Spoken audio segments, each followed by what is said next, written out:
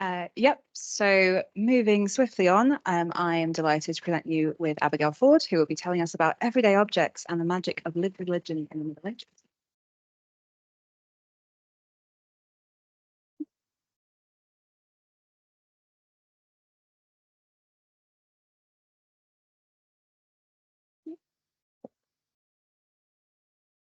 Thank you very much. Okay, hi everybody.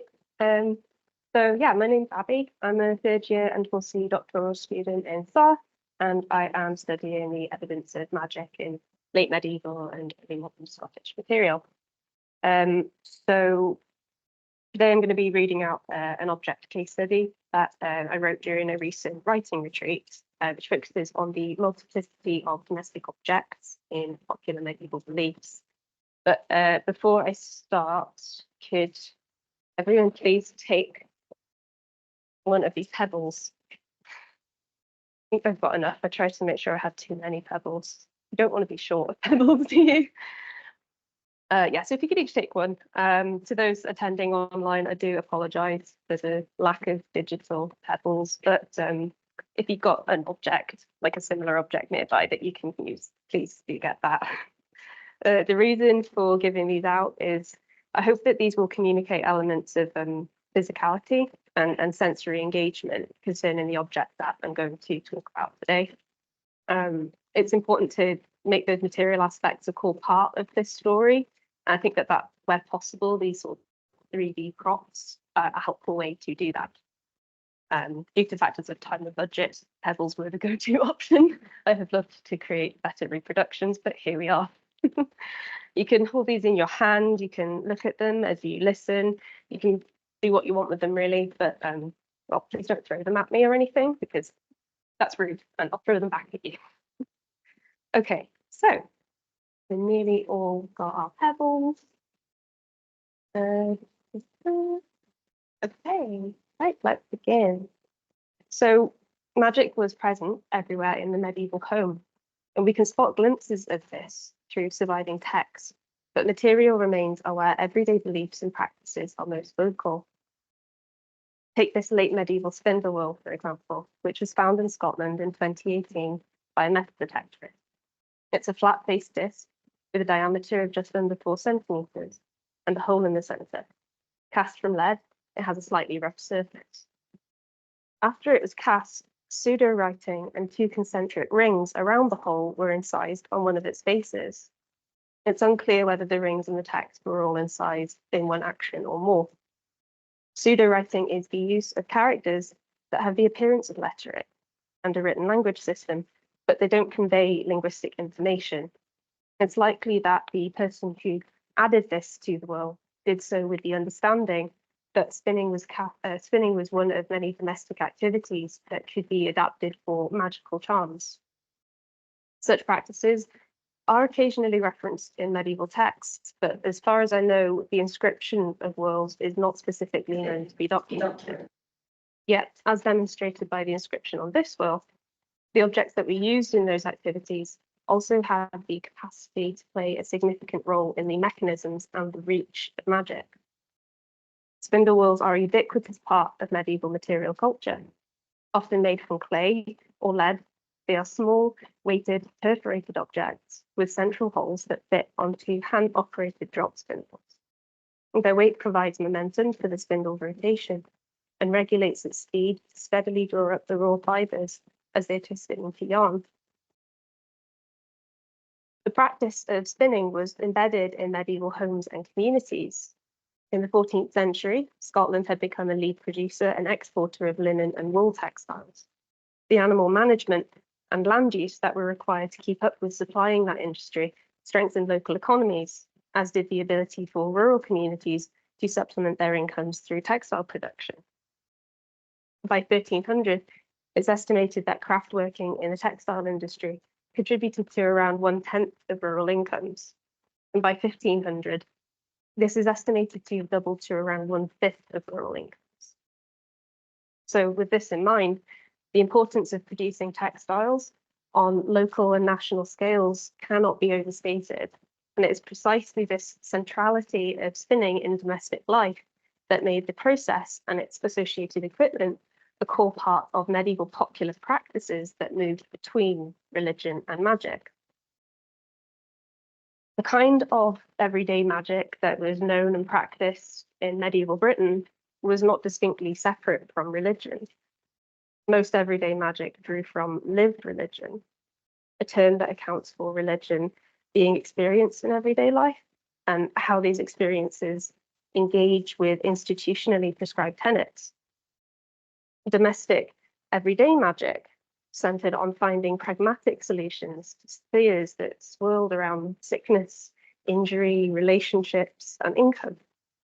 And these magical practices offered a way to access supernatural powers and effects ordinarily beyond human reach, and to affect outcomes over which medieval society and individuals would otherwise have very little control.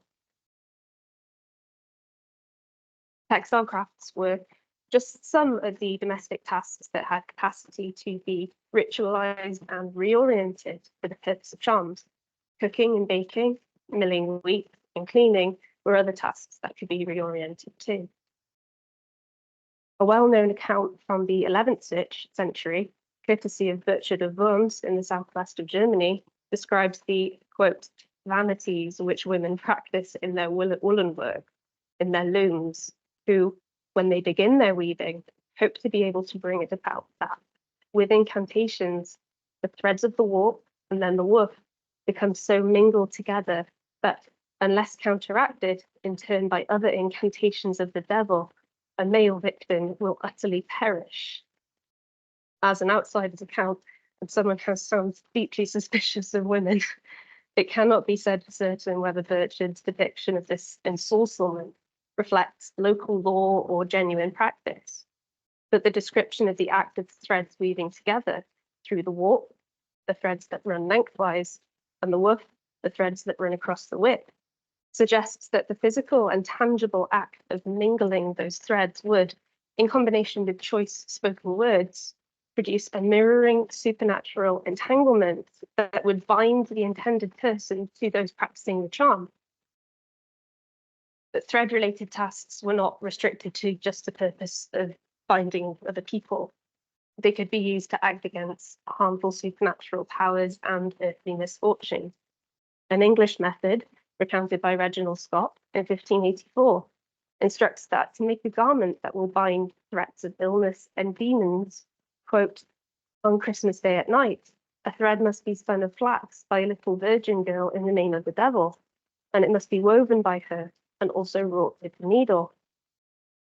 This apotropaic orientation that's described in Scott's account can offer some insight into how materials and tools used in spinning could also be these important factors in magical practice. And with this in mind, how can we interpret this specific spindle whorl? Well, with the addition of pseudotext, which is a series here, a series of lines that appear to approximate the Roman alphabet, indicates that the person making this inscription did not have literacy skills, but wanted to recreate and use text on an object within their home.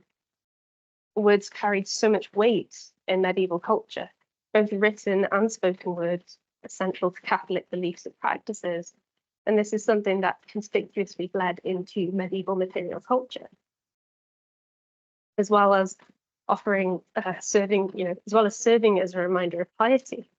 This text itself produced protective powers that could be employed as personal amulets to ward off sickness and attract good fortune.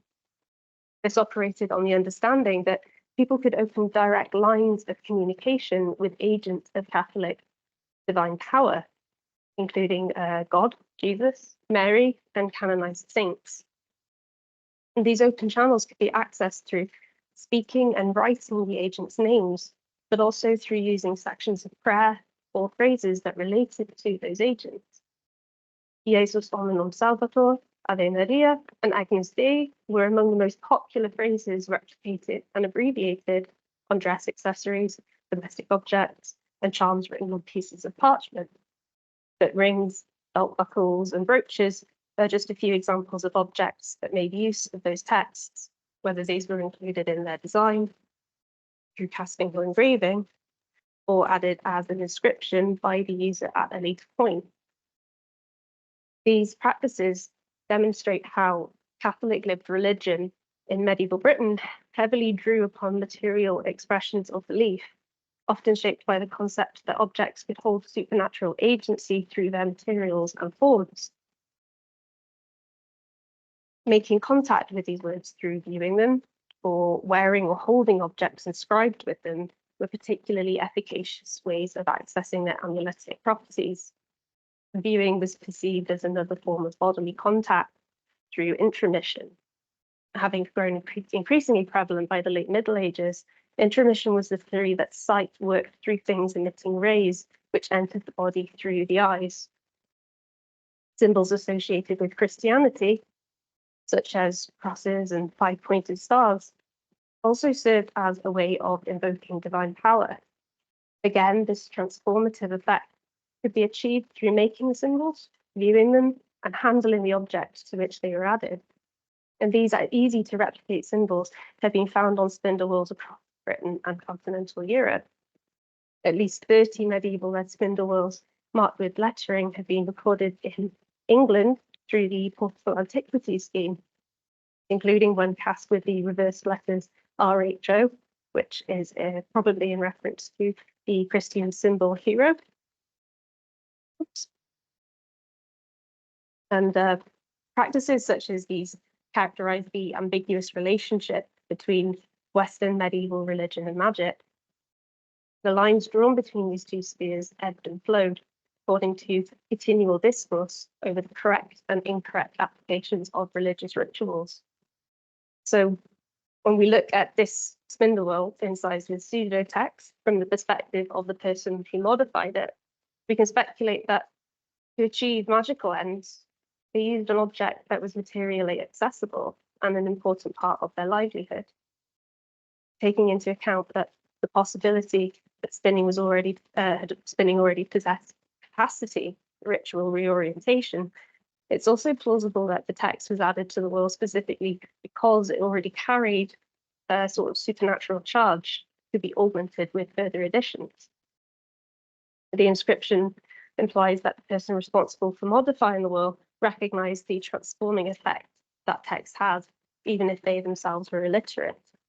When it was handled and used to spin yarn, its inscription was viewed by the people using it in a regular, close interaction.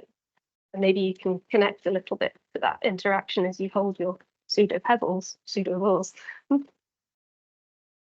Perception of the ability of sacred objects to impart their power through contact may have featured in the decision to place the text on a whorl in particular. Drawing from previously mentioned accounts of charms that involve spinning and weaving, we ought to consider that the effect of the text on this whorl could transfer to the thread it created, the fabric woven from that thread, and the garments made from that fabric. So all in all, the properties accessed through interaction with this spindle whorl offered a tangible means of control and a sense of reassurance that could counteract the uncertainty and the struggles of daily life in the Middle Ages. Thank you for listening.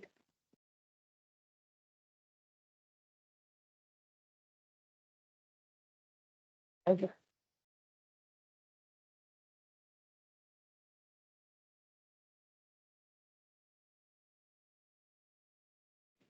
Did these spindle whorls, the one you showed seemed to be well used, were they typically like in everyday use, or were they made specifically to be a magical item? Seems like they were in everyday use. You do get quite a few worn down and used in day life, yes. Thanks, that's really interesting. And that the pseudo text is, we're talking about like other interpretive possibilities. Obviously, it would suggest the person who made it probably was illiterate, because why otherwise wouldn't they actually inscribe something that could communicate something? But how far do you think this might be, not just for them to kind of like have a kind of private connection to something that's felt to be magical, but also to like perform that kind of role to other people who might see them the work? Yeah. And like, I'm not entirely sure about these, the locations in which these working maybe whorls are being found. Are there multiple people spinning together, or are they people generally doing some private things? It varies quite a bit. Generally speaking, they are found in domestic contexts. They're also found in burials, and that's not just medieval burials, there's all sorts of burials as well. But I do agree with you that there could be that performative aspect. I've seen examples of post-medieval spindles that are cast with English text saying things like "fear God," and it seems interesting that that kind of aspect of piety could have carried across the Reformation. So I completely agree with you that that could absolutely be another aspect to that.